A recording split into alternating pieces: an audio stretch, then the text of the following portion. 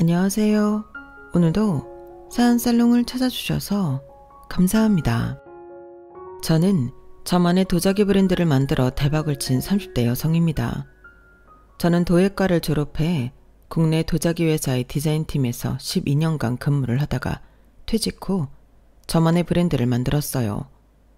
그리고 브랜드를 런칭한 지 6개월 만에 대박을 쳤죠. 저희 제품이 유명 여배우 유튜브에 노출이 되었거든요. 그래서 지금 저희 제품, 제 브랜드는 여성분들 사이에, 주부들 사이에서 핫하게 되었어요.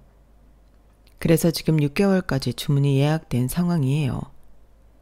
그런 식으로 마케팅을 할 의도는 없었는데 하늘이 저를 도왔나 봐요.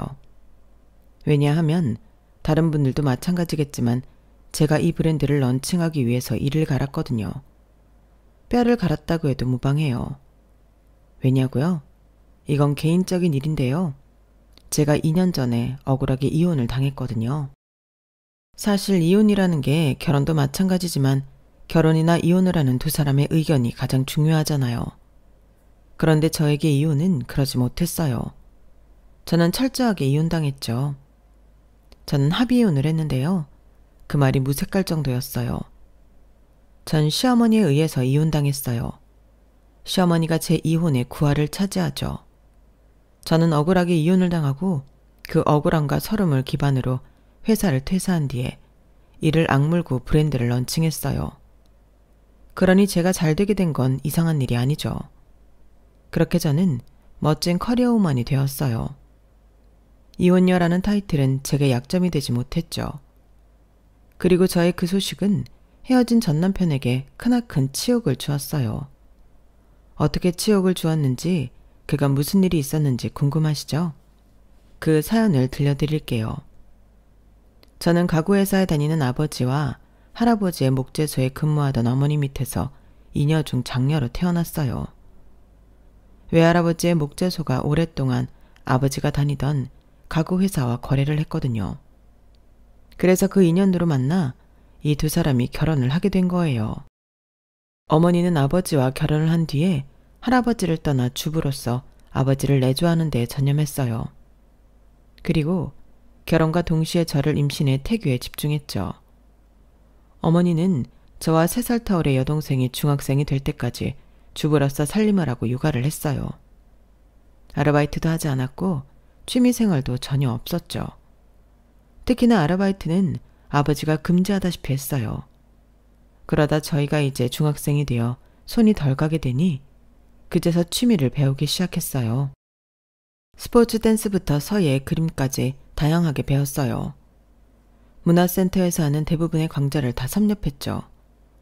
그리고 난 뒤에 이제는 같이 문화센터를 다닌 동기들에게 물어물어 공방 같은 데도 다녔죠. 그래서 뜨개질, 가죽공예, 도예 같은 것들을 배웠어요. 저는 가끔 시간이 되면 어머니를 따라가곤 했어요. 동생은 그것보다 친구들과 노는 걸 더 좋아해서 가지 않았지만 저는 어머니가 즐겁게 배우는 게 대체 뭔지 궁금했거든요.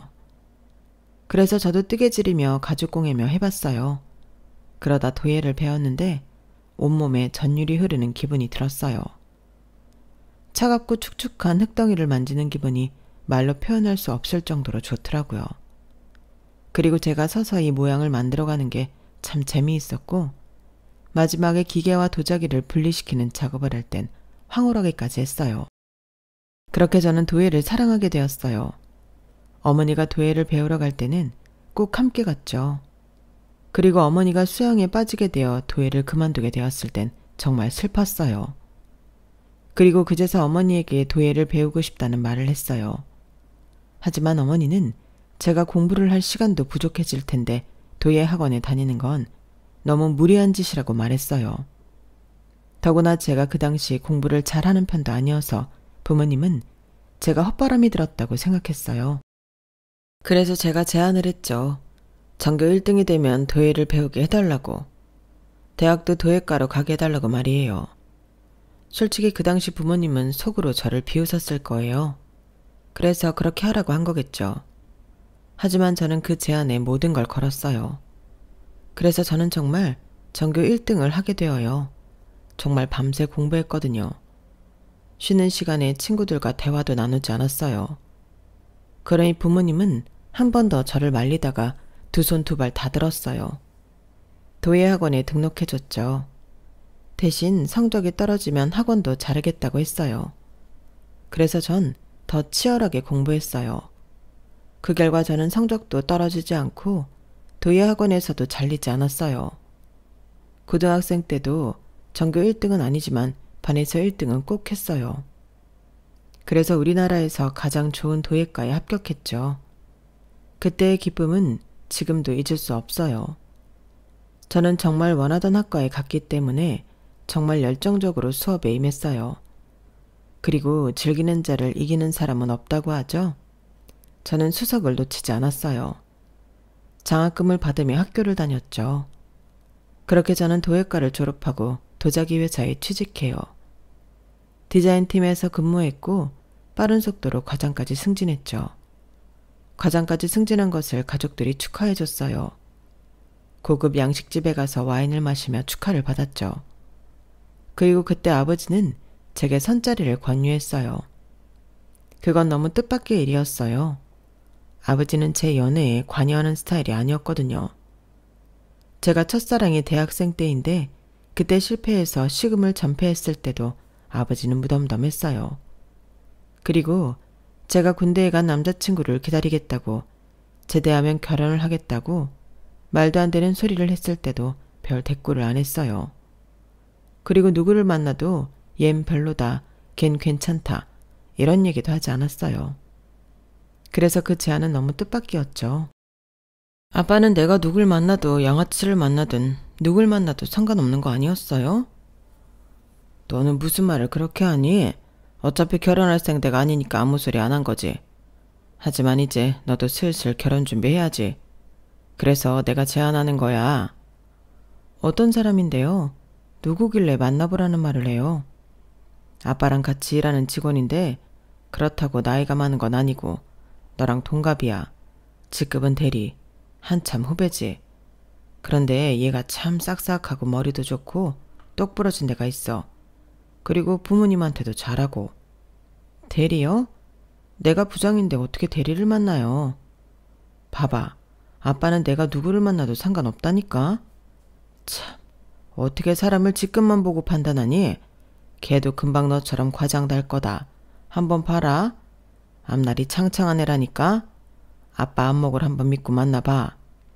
뭐 아빠가 인정하는 사람이라면 한번 만나는 볼게요. 그래. 아빠랑 내일 백화점 가서 옷이랑 구두 좀 사자. 내가 혼자 가서 사오려고 했는데 네 사이즈를 몰라서. 그냥 내가 가지고 있는 거 입으면 되죠. 너무 오버하는 거 아니야? 네가 아빠의 얼굴이잖니. 그러니까 좋은 옷 입고 나가야지. 내일 가자. 시간 되지? 그렇게 저는 아버지를 따라 백화점에 가서 샤넬 원피스의 구두를 골랐고 아버지가 사줬어요. 그리고 선을 보러 갔는데 이게 무슨 일인지 아버지가 같이 가겠다는 거예요. 아빠, 아무리 그래도 아빠가 가는 건 좀 그렇지 않아요? 그 사람도 부담스럽고 나도 부담스럽고. 에이, 내가 있는 게 덜 부담스럽지 않겠어? 결국 아버지는 천연덕스럽게 함께 선자리에 갔어요. 세 사람이 모여 어색하게 밥을 먹었는데 아니 사실 어색한 건 저뿐이었어요. 소개팅 상대와 아버지는 식사를 하면서 일 이야기와 같이 서로 공통 분모가 있는 대화를 했거든요. 저는 겉돌았죠. 무슨 이야기를 하는지 모르겠더라고요. 그러다 남자가 제 눈치를 보고 저에 대해 몇 가지 물었어요. 그리고 대답은 아버지가 다 했죠. 뭐 취미나 그런 것들도 아버지가 대답했어요. 그러면서 아버지는 제 자랑을 엄청나게 늘어놓았어요. 우리 딸이라서 이런 이야기를 하는 게 아니라 어릴 때부터 열정적인 애였어. 도예에 빠지더니 도예과에 보내달라고. 그러면 전교 1등을 하겠다고 하는 거야. 그런데 어이쿠 정말 전교 1등을 해버리는 거 있지? 그리고 대단한 건 그 성적을 유지했다고. 저는 나쁘끄러워서 그 자리에서 일어나고 싶었어요. 정말 그 정도로 아버지는 제 자랑을 늘어놓았어요. 그때 남자 반응은 어땠냐고요? 당연히 직장 상사가 하는 말인데 고분고분 들었죠. 맞장구도 치고요. 그렇게 식사 시간이 끝나고 아버지는 자리를 피해 주셨어요. 그래서 둘이서 커피를 마시며 대화를 했고 나와 보니 아버지가 차에서 기다리고 있어서 아버지 차를 타고 귀가했어요. 어때? 괜찮지? 사람은 괜찮은 것 같던데요. 선하고. 그래? 그럼 날 잡을까? 네? 뭐가 그렇게 급해요? 괜찮으면 날 잡는 거지 뭐. 너도 나이가 있는데 애도 생각하면 금방금방 해야지. 저는 솔직히 아버지의 그 말이 그냥 하는 말이라고 생각했어요. 그래서 일단 좋은 사람 같으니 편하게 몇 번 더 만났죠. 그렇게 한 달쯤 지났을까요? 아버지가 날짜를 잡아온 거예요.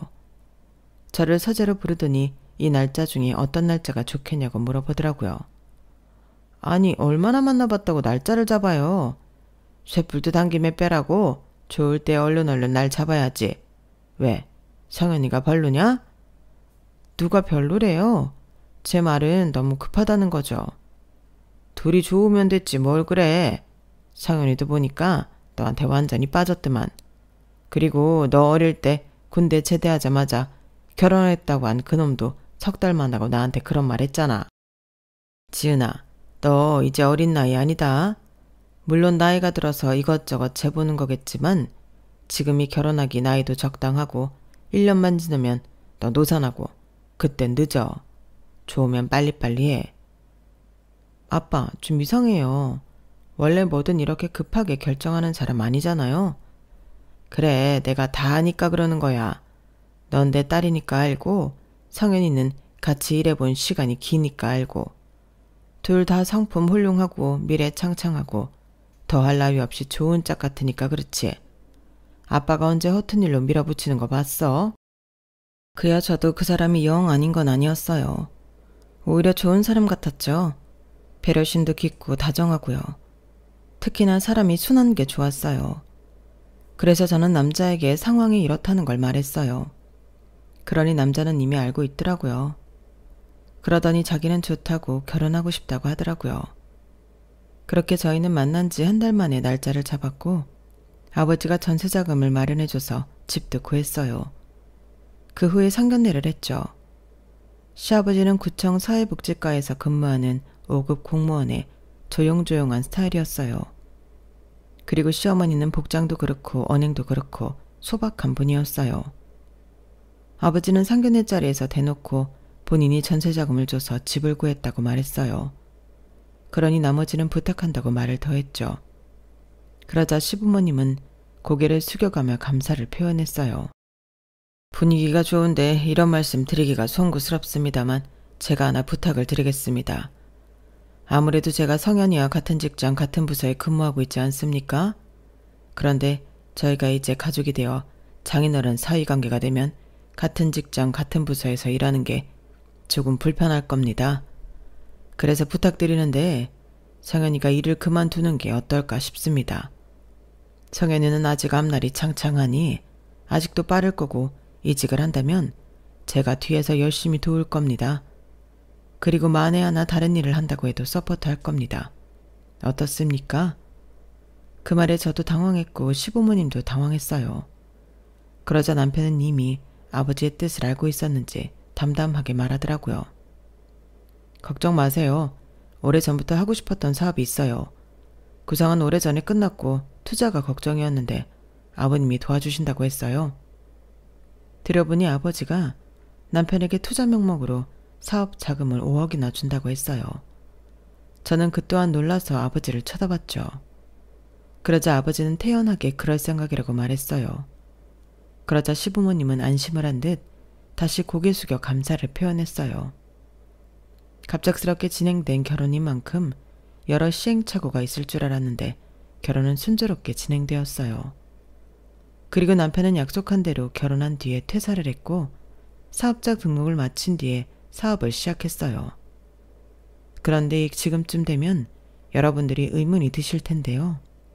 저희 집이 부자인 건 아닌가 하는 의구심이 드실 것 같아요. 결론적으로 말하자면 네, 그럴지도 모르겠어요. 저희 아버지가 유산으로 1만 평 땅을 소유하고 있거든요.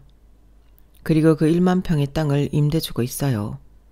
그래서 매달 월세를 받는데 게다가 저희 아버지는 가구 회사의 상무직을 맡고 있으니 저와 제 여동생은 부족함 없이 컸죠. 한 번도 살면서 모자란 게 없었던 것 같아요. 사실 도예도 학비도 그렇고 실습을 위한 공간료, 장비 유지비가 꽤 드는 편이거든요. 그걸 밀어붙일 수 있었던 것도 저희 친정이 꽤 살기 때문이었어요. 게다가 제 동생은 악기를 하거든요. 바이올린 전공이에요. 유학도 다녀왔죠. 지금은 한 오케스트라에 소속되어 있어요. 그만큼 저희 친정은 유복해요.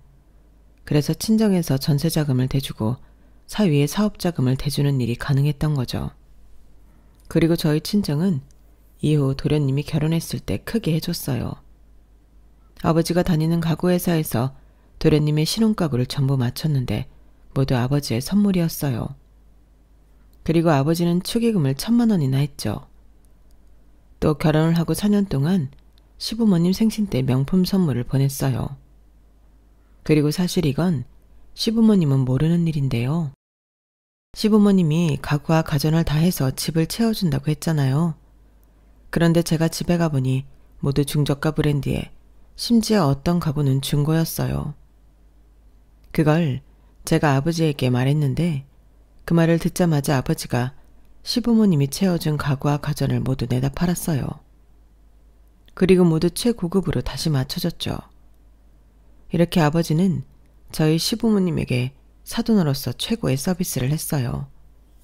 하지만 그뿐만이 아니었어요. 아버지는 저에게 늘 시부모님에게 잘하라는 말을 해서 저는 무척 노력했어요. 아버지가 시부모님 생신에 명품 선물을 해주지만 저 또한 생신 선물을 드렸어요. 고급 청소기며 안마의자, 식기세척기 같은 것들을 선물해줬죠. 그리고 어버이날 때는 패키지로 해외여행을 보내드렸어요. 아시는지 모르겠지만 어버이날 연휴에는 평소보다 가격이 비싸요. 그리고 저희 시부모님이 이사를 하셨는데 그때 전세자금 때문에 직접 이사를 하겠다고 해서 제가 포장이사와 입주 청소를 불러줬고 세탁기와 건조기를 사줬어요. 이 정도면 정말 1등급 며느리 아닌가요? 하지만 또 있어요. 저희 아버지가 결혼할 때 남편에게 사업자금 5억을 줬다고 했잖아요. 거기서 끝난 게 아니라 결혼 생활 4년 중 3년 동안 2억, 2억, 1억을 투자 명목으로 줬어요. 그런데 왜 1년은 안 줬냐고요? 사실 안 준 게 아니에요. 못 준 거죠. 왜냐하면 그때 저희 친정이 경제적으로 무척 힘들었거든요. 저희 아버지가 제가 결혼을 한 지 2년쯤 되었을 때 다니던 가구회사에서 퇴직을 해요. 그 후에 소유한 땅이 있던 지역으로 귀촌을 해 1만 평을 농사짓기 시작했죠. 사실 무척 무모한 일이었어요. 제대로 농사에 대해 공부하지 않고 밀어붙였으니까요. 토양 분석도 하지 않았고 그러니 작물 선택도 적절하지 못했어요. 게다가 날씨도 도와주지 않았죠. 그래서 첫 해에 평균의 절반도 수확하지 못했어요. 그 해에 아버지는 남편에게 겨우 1억을 투자했어요. 제가 하지 말라고 그랬는데 아버지는 기어코 사위를 위해 그렇게 하더라고요. 그리고 그 다음해엔 흉년이었어요. 수입은 무슨, 인건비에 이래저래 나가는 돈을 따지면 마이너스였어요. 그 돈으로 생활하기에도 빠듯했어요. 그러니 투자할 돈이 있을 리가 없죠. 그래서 이혼하기 1년 전에는 아버지가 남편에게 투자 자금을 줄 수 없었어요. 아버지는 사위에게 투자하는 게 의무가 아닌데도 남편에게 무척 미안해했어요. 그런데 남편은 아버지가 조심스럽게 올해는 투자할 수 없을 것 같다고 말하자 매우 당황해하고 난감해했어요. 그리고 은근히 짜증을 냈죠. 그러게 왜 되도 않는 농사를 하겠다고 해선 농사도 해본 사람이 하는 거예요. 제가 그 전에 말씀드렸죠? 아버님은 농사 체질이 아니라니까요. 차라리 땅을 팔고 사업을 하든지 아니면 그냥 원래 그랬던 것처럼 임대를 줬어야죠. 저는 이렇게 될 줄 알았어요. 이렇게 폭삭 망해버릴 줄 알았다고요. 이제 어떻게 하실 거예요? 아니, 제 걱정을 하는 게 아니라 앞으로 어떻게 하실 거냐고요. 계속 농사 지을 거예요? 계속 망하려고요? 지금이라도 다시 임대 주세요. 아니면 팔고 다른 일을 하던지요. 뭐 저한테 투자해도 되고요. 남편은 제가 아는 사람 같지 않았어요. 생판 모르는 사람처럼 아버지에게 차갑게 말했죠. 아버지는 남편의 말에 상처를 크게 받았어요. 정말 땅을 팔아야 하나 그 고민을 하셨어요. 게다가 남편이 아버지에게 막말을 하고 난 뒤 그렇게 자주 아버지를 찾아가던 남편이 발길을 끊게 되자 아버지는 많이 상심했어요. 제가 혼자 찾아갈 때마다 남편은 뭐 하냐고 물었고 제가 사업으로 바쁘다고 핑계를 대면 그래, 오기 싫겠지. 장인어른이 이렇게 능력이 없는데 창피하겠지. 그런 말을 했어요. 저는 그게 아니라고 정말 일이 바쁘다고 말하며 아버지의 기분을 풀어주려고 노력했어요.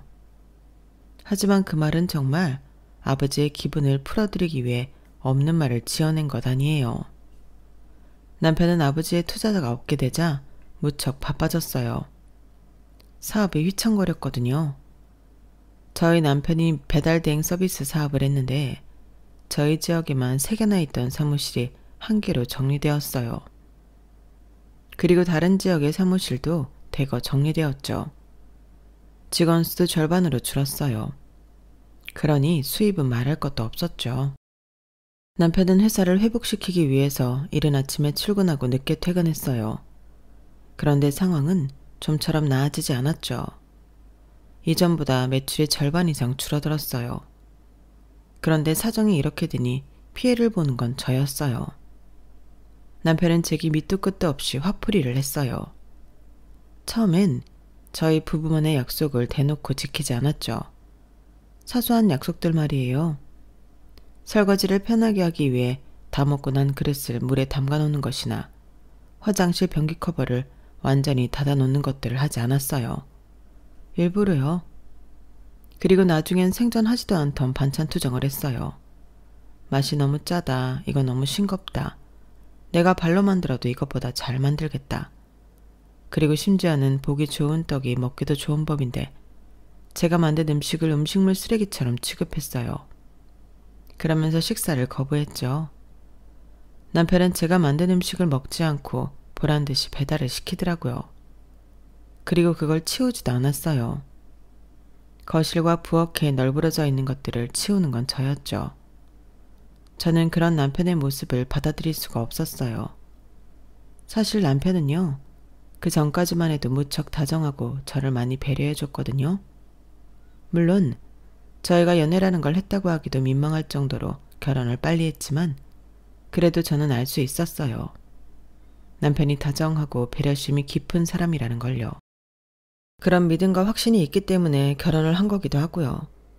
그런데 상황이 이렇게 되니 저는 너무 당황스러웠어요. 뭐가 남편의 진짜 모습인지 가늠이 가지 않았죠. 그러는 와중에도 남편은 제가 하는 모든 것들을 오목조목 짚어서 험담을 했어요. 자기야, 그거 어제도 입었던 거 아니야? 아닌데, 어제 옷이랑 다른 옷이야. 참, 자기는 울고든 건지 꿋꿋한 건지 매번 그렇게 비슷한 옷만 입네? 그럴 거면 옷은 왜 사는 거야? 매일 똑같은 것만 입으면 되지. 스티브 잡스처럼. 안 그래? 다른 옷이라니까. 아예 다른 옷이야. 비슷한 구석이 하나도 없는데 잘 봐봐. 아이 참, 가까이 오지 마. 그 덩치에 가까이 오면 놀라잖아. 자기는 이제 항상 저기 멀리 가 있어. 그리고 옷에 대해서 한마디 더 하겠는데 자기가 입는 옷 전부 노티나. 우리 엄마가 입는 옷 같아. 대체 그건 무슨 색이야? 홍시색도 아닌 것이 팥죽색도 아닌 것이. 자기는 그게 정말 예뻐서 입는 거지? 그럼 정말 문제인데. 도자기도 예술 아니야? 예술한다는 사람이 색감 능력이 그렇게 없어서 어떡해? 디자인은 잘하고 있는 거 맞지? 잘하고 있으니 걱정하지 마. 나 동기들 중에 과장으로 제일 먼저 승진한 사람이야. 능력이 없으면 그럴 수 있겠어? 그리고 내가 디자인한 도자기 엄청나게 잘 팔려. 제품들 중에 판매 1위 한 적도 있다고. 수수하면서도 세련된 분위기가 내 특기야. 수수하면서도 세련된 분위기? 누가 그렇게 말해? 수수한 게 아니라 자기는 쉰 거야. 딱 그 느낌이라고. 판매 1위? 글쎄다. 그게 과연 당신 디자인 때문일까? 난 믿음이 안 가는데. 그래서 그렇게 입고 어디 가는데? 잠깐 서류 찾으러 갈 게 있어서 회사에 가려고. 회사에 그 옷을 입고 간다고? 이 사람이 동네 창피하게. 당장 옷 갈아입어. 저번에 내가 골라준 그 원피스 입고 갔다 와. 무슨 잠깐 서류 찾으러 가는데 그 옷을 입고 가. 회사 간다면 회사. 회사 사람들이 자기가 평소에 이렇게 입는 줄 알면 기겁할 거다. 내가 출근할 때 입는 옷이랑 별 차이 없어. 색도 비슷하고. 그냥 조금 펑퍼짐할 뿐이야. 이제야 인정하네. 자기 옷이 거기서 거기라는 거? 그래. 자기가 출근할 때 입는 옷도 쉰내가 풀풀 날 것 같은 색이긴 하지. 하지만 이 옷은 절대 아니야. 절대 안 돼. 지금 당장 갈아입어. 내가 사준 원피스까지는 아니더라도 깔끔하게. 깔끔하게 입고 가라고. 남편은 저를 옷방으로 끌고 가 저를 집어넣고 문을 닫았어요.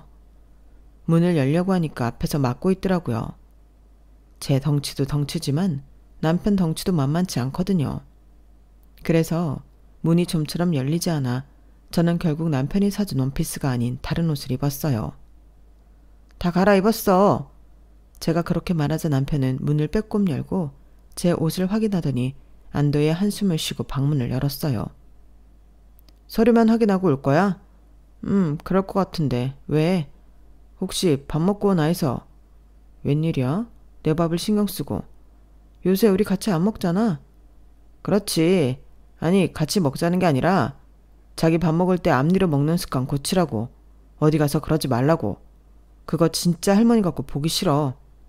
그리고 빨대 쓸 때도 너무 할머니처럼 하지 말고. 아직 30대인데 그러면 어떡해? 우리 엄마도 그렇게는 안 한다. 얼마나 고상하게 먹고 마신다고. 자기도 알잖아. 그러니까 밖에서 그러지 말라고. 이제 집안에 돈도 없는데 여기서 더 없어 보이면 안 되잖아? 남편은 그렇게 말하고 현관에서 거실로 사라졌어요. 저는 기가 막혀서 헛웃음을 치고 밖으로 나왔죠. 남편은 계속 그런 식이었어요. 저에게 이유도 모르고 근거도 없는 험담이라고 할까요? 아니면 시비라고 할까요? 아무튼 저를 짜증나게 하는 그런 언행을 지속적으로 했어요. 그리고 그건 제가 어떤 부분을 고쳤으면 해서 말하는 게 아니었어요. 그냥 어떻게 해서든 저를 깎아내리기 위한 거였죠. 이유는 하나였어요. 친정 아버지가 경제적으로 어려워지게 되면서 남편의 사업에 투자를 못했다고 했잖아요. 저는 그게 분명하고 유일한 이유일 거라고 생각했어요. 아버지가 올해는 투자를 못한다고 말했을 때 남편이 아버지에게 막말을 했잖아요. 그러게 왜 농사를 시작했냐? 이러다 완전히 망할 거다. 이런 말을 했잖아요. 게다가 그 뒤에 친정이 발길을 끊었고요. 그리고 아버지의 딸인 저에게 들숨에 시비를 걸고 날숨에 앞담화를 까고 또 말씀은 안 드렸지만 남편은 제게 아버지 욕도 했어요. 애초에 농사를 시작한 것부터 잘못이라고. 멍청하게 농사의 농자도 모르면서 달려드냐고 나이 값을 못한다고 그랬죠. 심지어는 자기 사업이 이렇게 흔들리는 게 저희 아버지 탓이라고 했어요. 그러면서 저라도 사업에 투자하라고 그랬죠. 그래서 제가 어떻게 했냐고요? 참 어리석게도 저는 남편에게 5천만 원을 투자했어요. 사실 저에게도 5천만 원이라는 돈이 적은 돈이 아니었어요. 몇 년을 모아놓은 돈이었죠. 지금 생각해보면 제가 아버지의 소개로 만난 인연이지만 남편을 참 사랑했던 것 같아요. 물론 지금은 후회해요. 왜 그 돈을 빌려줬는지 뭘 믿고 그랬는지 이해가 되지도 않고 이해하고 싶지도 않아요. 더군다나 남편은 제가 준 5천만 원을 가지고도 회복하지 못했어요. 남편의 사업은 더 어려워졌죠. 그러자 남편은 더 난폭하게 굴었어요. 폭력을 쓰고 그랬던 건 아니에요. 더 신경질적으로 저를 대했다는 거죠. 반찬이 이게 뭐야? 이래서 무슨 힘을 내? 최소한 불고기라도 해야 할 거 아니야. 지금 우리가 불고기 먹을 형편이 돼? 군소리 하지 말고 먹어. 뭐? 지금 남편한테 하는 말버릇이 그게 뭐야? 군소리 하지 말고 먹으라고? 너 옛날 같았으면 아주 빈손으로 쫓겨났어. 알아? 정말 재수가 없으려니까. 재수 없으면 먹지 마. 치운다 그럼? 어쭈? 내가 이렇게 된 게 다 누구 탓인데 이렇게 나와? 다 너랑 너희 아버지 때문이잖아. 애초에 너희 아버지가 무식하게 농사에 뛰어들지만 않았어도 니네 집이 쫄딱 망하지도 않았고 내가 이렇게 되지도 않았어. 지금 내 사업이 얼마나 힘들어졌는 줄 알아? 힘들어진 건 알지. 아주 잘 알지. 자기 요새 내 카드만 쓰잖아. 문자 날아오는데 모를 수가 있어? 그런데 그게 왜 우리 가족 탓이야? 왜 내 친정 식구들 탓이냐고. 우리 아버지가 자기한테 투자한 금액만 총 8억이야. 그게 적은 돈이야? 적은 돈도 아닌데 그 정도 하면 됐잖아. 나머지는 자기가 할 일이지. 자기 사업 아니야? 그런데 왜 자꾸 우리 친정 식구들 탓만 하는 거야? 탓만 한다고 뭐가 달라져? 근본적인 문제가 뭔지, 앞으로 어떻게 하면 될지 그런 것들을 생각해야지. 자기 그 생각하고 있어? 내가 볼 땐 아닌 것 같은데. 저는 이번에는 참지 않았어요. 저를 모욕하고 저희 친정 식구들을 모욕하는 남편에게 한 소리를 했죠. 사실 맞잖아요. 아버지가 투자한 8억, 제가 투자한 5천만 원이 결코 적은 돈이 아니잖아요. 그런데 남편은 제가 하는 말을 귓등으로도 안 들었어요. 이게 아주 5천만 원 빌려줬다고 못하는 소리가 없네. 내가 노력을 안 해? 네가 봤어? 봤냐고. 그리고 8억? 네가 사업을 안 해봐서 모르나 본데 8억은 순식간이야. 뒤 돌면 없어지는 돈이라고. 고작 그 정도 투자했다고 떵떵거리면 안 되지. 남편은 여전히 본인 사업이 흔들리는 이유가 저희 아버지 때문이라고 생각했어요. 저는 더 이상 말을 하고 싶지 않아 남편을 부엌에 내버려두고 안방으로 들어갔어요. 남편이 현관을 나서는 소리가 들렸어요. 배째라는 식으로 저는 남편을 찾지 않았어요. 그런데 저를 찾는 사람이 있었어요. 시어머니였어요.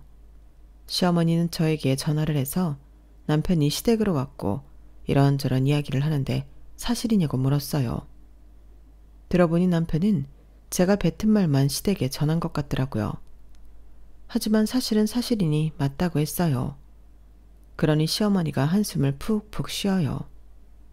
내가 정말 참고 또 참고 있었는데 오늘은 꼭 말해야 할 것 같구나. 너는 어쩜 사람이 그렇게 매정하니? 네 남편이잖아. 네 남편이 사업을 하면서 그렇게 힘들어하는데 도움을 주지 못할 망정 그런 악담을 하면 어떻게 하니? 내가 네가 한 말을 듣고 너무 놀라서 손이 벌벌 떨리더라. 우리 아들이 네 카드를 쓰고 싶어서 쓰겠니? 그걸 쓰면서도 우리 아들 마음이 편했겠어? 그런데 그런 이야기를 해서 애한테 상처를 주니? 너 원래 그런 애였니? 어머님, 무슨 말을 들으셨는지 모르겠지만 솔직히 상현 씨가 너무 저희 가족 탓만 하잖아요. 맞잖아요. 저희 아버지가 투자를 안 해서 자기 사업이 망했다잖아요. 그런 억지가 어딨어요? 그런 투정이 어딨냐고요. 억지라고? 투정이라고 했니? 너 이런 식으로 우리 아들을 눈치 주고 그랬던 거야? 돈 좀 못 벌어온다고? 예. 사업이라는 게 늘상 호황일 수는 없는 거야. 한번 흔들릴 수도 있는 거지. 그리고 사돈이 투자를 안 해서 이렇게 된 것도 틀린 말은 아니잖니? 그리고 사돈이 투자를 못하면 딸인 너라도 와이프인 너라도 투자를 했어야지. 아, 제가 5천만 원 준 건 말을 안 했나 보네요. 5천만 원? 그런 말은 들은 적이 없다만 사실이어도 고작 5천만 원 가지고 그게 도움이 되겠니? 시어머니는 자꾸 저에게 가진 돈을 모두 남편 사업에 투자하라고 말했어요. 저는 급기야 그냥 전화를 끊었어요. 사실 시어머니가 이렇게 맹목적인 건 이유가 있었어요. 남편이 사업을 하면서 시아버지는 구청에서 퇴직하고 남편이 주는 생활비로 두 분이 생활했거든요. 시부모님이 전세를 주고 사는데 전세금이 오를 때도 남편이 대신 내줬어요. 이래저래 남편이 시부모님에게 준 돈이 적지 않아요. 그러니 남편의 사업이 휘청이는 그때 생활비도 받지 못하고 집세가 오를까 불안하고 그랬겠죠. 그래서 시부모님은 저희 부모님에게 받은 명품이며 제게 받은 선물들을 팔기까지 했어요. 그렇게 지내고 있었죠. 그러니 이렇게 맹목적일 수밖에요. 하지만 이해를 하고 넘어가기엔 시댁 식구들의 사상이 이해가 되지 않았어요. 저희 부모님을 모욕하는 것도 참을 수 없었고요. 그래서 집에 들어오지 않는 남편을 찾지 않았어요. 그리고 이사를 해버렸죠. 그러자 사실을 안 남편이 제가 회사에 있을 때 엄청나게 전화를 했어요. 저는 남편에게 새집 주소를 알려줬고 퇴근 후 시어머니와 남편이 그 집으로 왔어요. 뭐야? 평수가 왜 이래? 작은 평수로 이사했어. 그 집 둘이 살기엔 너무 컸잖아. 물론 지금은 나 혼자 지내지만. 그 집은 완전히 팔았어? 가보니까 다른 사람이 나오던데? 완전히 팔았지. 이제 여기가 우리 집이야. 내가 네 속셈을 모르는 줄 알아? 네가 새 아파트던 그 집 팔고 작고 허접한 집을 구한 이유를 모르는 줄 알아? 사실 제가 더 작은 집으로 이사한 이유는 경제적으로 어려운 아버지를 돕기 위함이었어요. 남편은 그걸 아는 것 같았죠. 그리고 시어머니도 그걸 눈치챈 것 같았어요. 시어머니는 집을 둘러보더니 혀를 찼어요. 그 좋던 가구도 몇 개는 팔았구나? 그 돈 다 어딨니? 벌써 사돈 갖다 줬니? 어차피 그 집도 아버지 돈, 풀로 아버지 돈이었어요. 뭐 문제가 돼요? 여우 같은 기집애 같으니라고. 네 부모만 부모냐? 내가 알아보니 너 매달 너희 부모한테 생활비 준다며. 내가 어떻게 사는지 너 모르지 않잖아. 내가 그 아끼는 명품 팔아가며 쌀 사고 반찬 만들고 하는데 네 부모만 부모냐? 어머님 아버님은 성현 씨가 책임져야죠. 그리고 성현 씨가 저한테 그런 식으로 말하고 대하는데 제가 왜 시부모님을 도와드려야 하죠? 너 아주 이러다 우리 아들 돈까지 너희 부모한테 바치겠다? 어? 처가에서 내 아들 등골 빼먹겠네. 그러면서 시어머니는 저를 보고 이혼하라고 말했어요. 그리고 남편이 서류를 저에게 건넸죠. 난 다 썼으니까 써서 보내. 난 이런 코딱지만한 집에서 못 살아. 너나 살아. 그런 뒤에 남편과 시어머니는 제 욕을 하면서 현관문을 나섰어요. 그렇게 전 이혼녀가 되었어요.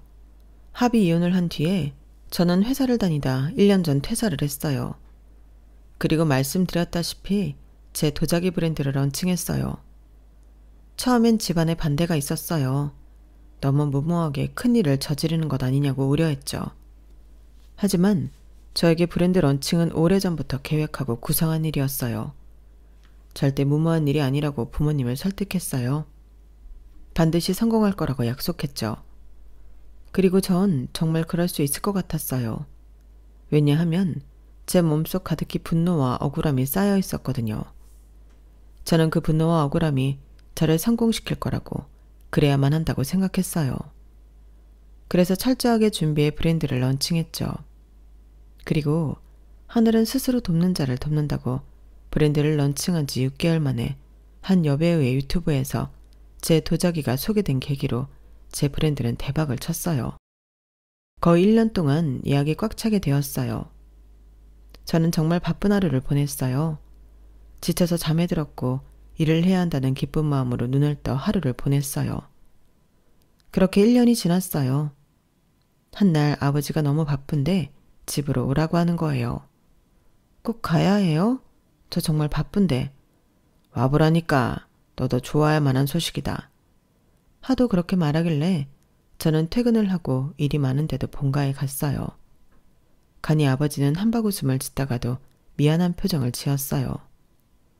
왜요? 무슨 일인데요? 아빠가 정말 미안하다. 너를 억지로 결혼시켜서 복이 다 날아갔다가 네가 이혼을 하니 복이 다시 돌아온 것 같구나. 그게 무슨 소리예요? 네가 이혼을 하고 직후에 너도 나도 얼마나 힘들었냐. 그런데 지금 봐라. 너도 사업을 성공시키고 나도 나대로 잘 살고 있고 얼마나 좋으냐? 정말 미안하다. 자식이라고 그 삶이 내 삶이 아닌데 참 내 것처럼 손으로 주물렀구나. 이제 앞으로 그럴 일 없으니 안심하고 훨훨 날거라. 무슨 일 있었어요? 저는 아버지의 말을 도통 이해할 수 없었어요. 그래서 물으니 아버지가 전 남편을 만났다는 거예요. 아니, 내가 셔츠를 바꾸려고 오늘 백화점에 갔다. 주차를 하려고 발렛을 맡겼는데 거기서 손을 들고 성현이가 오는 거야.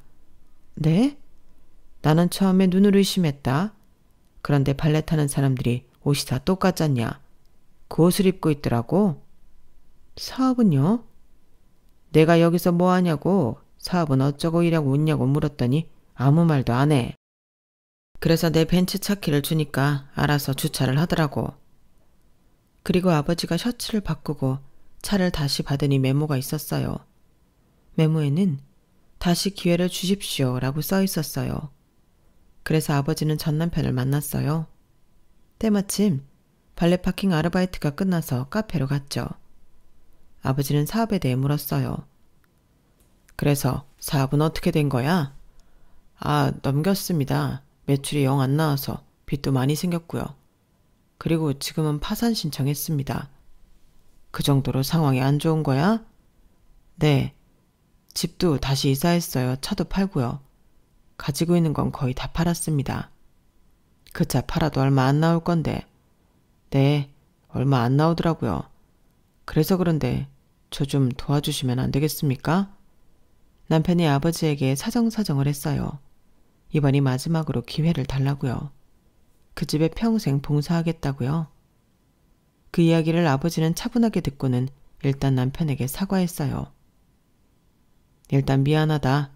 내가 내 욕심에 내 딸한테 좋은 짝을 주겠다고 너희들 결혼 덤프트럭처럼 밀어붙인 거 미안하다. 네?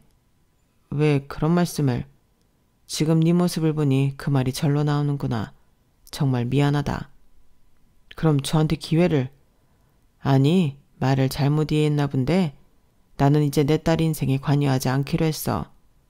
그리고 네가 네 인생을 망쳤다면, 그렇게 생각한다면 그건 투자한 8억으로 퉁 치자. 비싸게 쳐줬지? 네? 그리고 알고 있는 것 같은데 우리 집은 괜찮아졌네. 괜찮은 정도가 아니지. 아주 살아났어. 내가 가지고 있던 땅 말일세. 그 땅에 아파트가 지어지고 도로가 났거든. 그래서 내가 꽤 많이 보상을 받았어. 방금 본 차도 그 돈으로 산 차야. 그것만 있는 줄 알아? 그 아파트 분양권 사서 3년 뒤에 입주해. 그리고 건물 2채도 사고 애들 엄마 가구 대리점 접고 가구 백화점 하나 크게 냈다네. 그리고 그게 장사가 잘 되더라고. 너도 알지만 나도 그렇고 우리 애들 엄마도 그렇고 아주 오래 가구만 본 사람들이잖아. 어쩌면 그때 네가 나한테 했던 말도 다 맞아. 사람이 잘하는 일을 해야 해. 나는 농사에 무지했고 공부도 연구도 안 했고 흉년을 날씨탓만 했는데 돌아보니 내 탓이더라고. 그때 그 말은 정말 죄송합니다. 제가 그때 머리가 돌았었나 봐요. 아니야, 그럴 것 없어. 정말 네가 맞는 말을 했어. 그리고 내 말에 또 무슨 의미가 있는 줄 아나? 네? 네 사업이 쫄딱 망한 것도 자세히 들여다보면 네 탓일 거야. 아닐 수가 없어. 그렇죠. 다 제 탓입니다. 그렇다고 너무 쫄아서 대답할 것도 없고. 네 부탁에 나는 제대로 대답을 한 것 같은데 왜 자꾸 못 알아먹지? 그러게 진득하게 기다리지. 그러면 내가 또 호구처럼 몇 억씩 투자해 줬을 텐데. 뭐, 네 복이지. 안 그러니? 아버지는 그렇게 말하고 자리에서 일어났어요. 그리고 카페를 나가려다가 다시 전 남편에게 돌아왔어요. 그리고 내가 제일 중요한 소식을 안 전했는데 우리 지은이 사업한다? 자기 브랜드 내서 지금 대박 쳤어. 내가 보상금 받고 3억씩 딸들한테 줬거든. 그 돈으로 사업하고 있어. 나 다음에 지은이한테 연락할 생각이었지? 그런데 아마 연락 안 받을 거야. 내 딸이 요새 정말 무지하게 24시간이 모자라도록 일하거든. 걔가 지금 벌어들이는 수익이 나보다 많을걸? 그러니까 네가 오르지 못할 나무라는 거 내가 힌트 준 거야. 아버지는 그 이야기를 저에게 전해주면서 폭소를 했어요. 그때 성현의 표정을 네가 봤어야 했는데 얼마나 어리빠진 표정이었는지. 참, 사람은 고쳐 쓰는 거 아니라고 그 말도 좀 전해주지 그랬어요. 그렇네. 그 말을 못 전했네. 나중에 혹시라도 너한테 연락 오면 전해줘. 그리고 남편은 속없게도 제게 문자를 보냈어요. 다시 기회를 달라고요. 저는 답장을 하지 않으려다가 전화를 했어요. 남편은 제 전화에 당황하는 것 같더라고요. 아버지한테 이야기 들었어. 아버지 만났다며?